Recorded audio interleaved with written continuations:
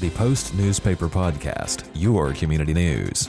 Welcome to my interview with Adam Socie, a graffiti artist who is currently working on a project in League City. So Adam, let's start with the basics. How did this concept come into being? I mean, you can't miss this as a busy intersection in League City. Where did this all start from? All from the city. Sarah, the person that heads up the art department, this is really her vision, and I'm just trying to bring it to life. Okay, and so how far back does this project go? Like, when did you first get the word about it? Maybe 3 years ago.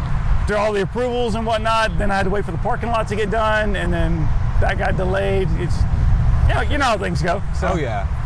So the concept itself was this.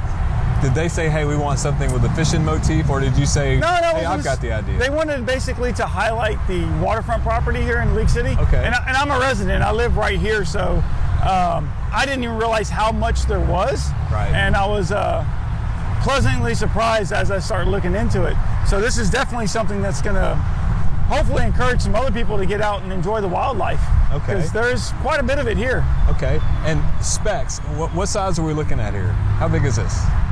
Oh man, I don't remember. It's been so long since I measured it, to be honest with you. So we're talking about the dimensions. I mean, it's pretty big. It's alongside this building that you cannot miss coming down this corridor. Did they give you maybe some artwork to work off of, or just an idea? They just gave me like a basic concept that they wanted to highlight the water.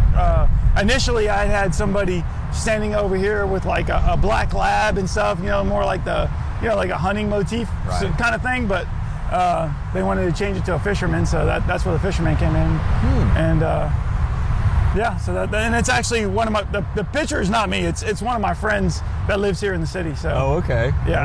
So it's got more local tie-ins. Yeah, exactly. And you're saying you're a League City resident yourself, so I mean, you've got Galveston down the road, you've got Clear Creek here. There's a lot of outdoors activities here, so you're probably getting a lot of eyeballs looking at this. There's lots of people stopping by and people honking until I turn around, that kind of thing. That's just pretty typical, but the people seem to really enjoy it. Okay.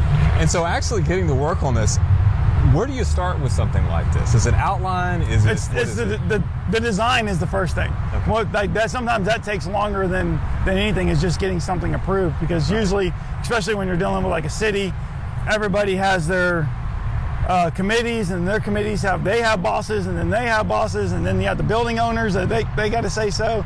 So once you get everybody kind of on the same page, then you get the design done, and then when you're sketching it up there, I painted 11-story building. Well, I did another one last year, but I did an 11-story building in 2019 in Russia, and they had a projector, and the projector did the building.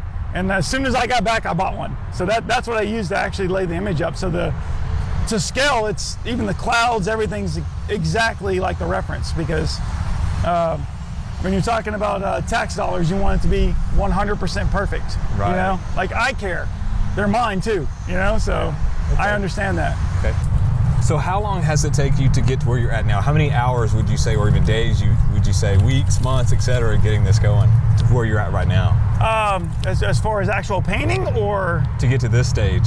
I mean, I've only been painting on it. I think this is my 5th or 6th day, something like that, of painting on it. So, and I anticipate I'm probably 40 to 50% on it right now. I'm probably closer to 40. Okay. So it's moving along. And like anything else with art, you start off with one idea, but there's always tweaks, there's corrections, things you want to fix. Oh yeah.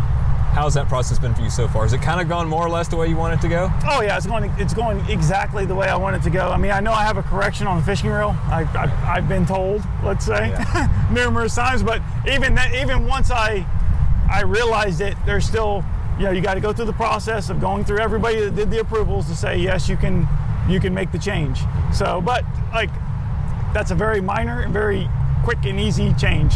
So, everybody seems to be pretty thrilled with everything, except for the reel being on the wrong side. So. Okay. And you've obviously been doing this for quite a while. When did you start doing this kind of artwork? I started in 1995. Okay. So this year makes 30 years of me painting. So, and I've done some of the biggest murals on the planet. Okay. I did a 20-story building right outside of Moscow, and it's like maybe 2019, maybe. And I've done a couple. I did two 11-story buildings that joined together. I just did another 11-story building in Siberia about 6 months ago. So yeah, that was an experience. Like I was so far deep into Russia that my translator that translates English for a living, I was the first American they talked to face to face. So that's pretty deep in Russia. Right. Now I see you out here by yourself. Do you do all these projects by yourself? No. Typically I have at least one person help me, sometimes two or three. When you're working off a lift, really one is the optimal number because, I mean, as far as additional help, because there's only so much room on there you get, and there's only so many things you can do in one area. So. Yeah. Okay. And is this your main, I guess, genre of artwork? Is it these murals like this, or do you do other artwork? Mainly murals. I actually just had a gallery come to my studio the other day. I'm going to do my first gallery show in 20 years. So I kind of been staying away from it. But I'm almost 45 years old now, so like I'm not going to be doing 10-story buildings forever, so but I do a lot of residential too, so I do a lot of game rooms and kids rooms, and I think I've kind of priced myself a little bit out of kids rooms for the most part, but a lot of like man caves and things like that.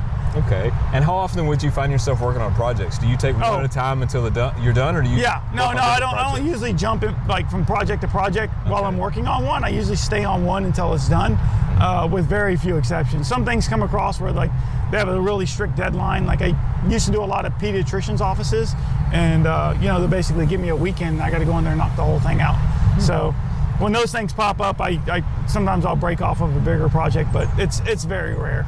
Do you stay pretty consistent throughout the year, or do you have sort of peak times and non-peak times you have work? It really kind of varies. Okay. It's usually I'm like slammed, or like I get time to go do stuff with my kids. You know what I mean? But either way, I'm happy. Yeah. So I enjoy the time off as well. Right. So you've been doing this for quite a while. What got you into this in the first place? I used to paint graffiti when I was a kid, and that's where it all came from. Like that's how I learned how to use spray paint. And when I was in high school, I took architecture and drafting, so I learned about scaling and all that stuff. So I've been doing something artistic since. I grew up without toys, so but we could always afford something to write with, or I could write on a bag from the grocery store or something. Back when they used to be paper. Right. Right. So how much of this is freehand? You're just going up there and doing it, as opposed to it's all sketched out, it's all kind of computer generated, and you're just kind of copying it? Once I get I didn't use like AI to design or anything like that. I designed it all myself. I took the photos for the portrait and all that. They sent me the logos, sent me the lettering and whatnot, but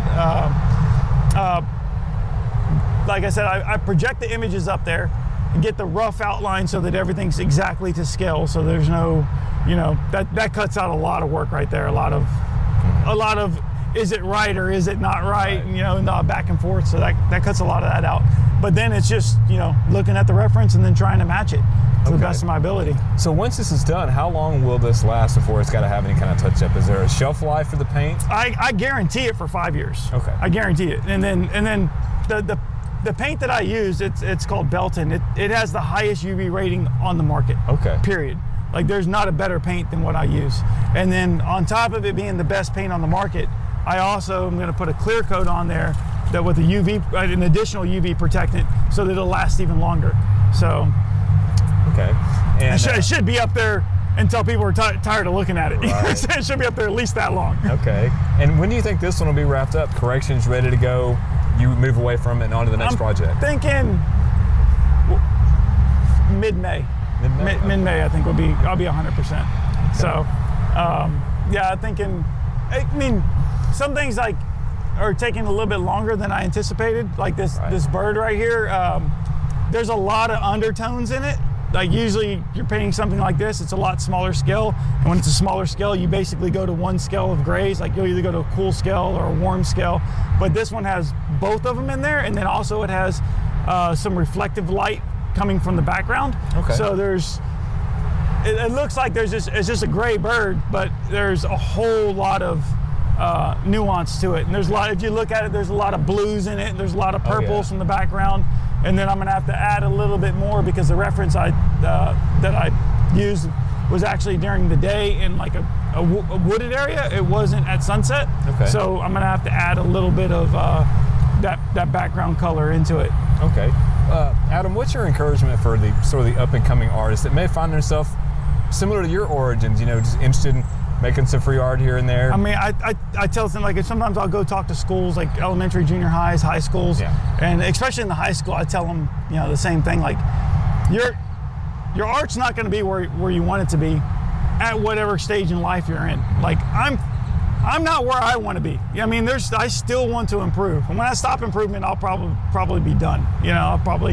That'll be it for me. But I tell the kids all the same thing. You want people to take you seriously. Dress for the job you want. You could have blue hair and gauges in your ears, but like nobody's gonna take you seriously. So if you want to be taken seriously, take yourself seriously. So that'll help. You don't have to dress like an artist to be one. So besides the QR code, if people are interested in having you come out and do some work for them, where's the best way for them to find information on you? Well, I mean, they can go to my Instagram. Okay. But the QR code will actually bring them to a page that they'll let them pick how they want to contact me. It has my phone number, has my Facebook. Facebook is really not the best way to contact me because my Facebook only allows you to have 5,000 people on there, and then you cap out. Okay. So they won't even let you send a friend request. So I keep mine right underneath 5,000 so people can still request it. But really, Instagram or text message or phone call, anytime the sun's up is a good time to call me. If you enjoyed this video, consider supporting our effort to share the news in print and on our extensive website, and now on our new YouTube channel. Contact publisher David Day at area code 409-943-4265 to support the Post newspaper today.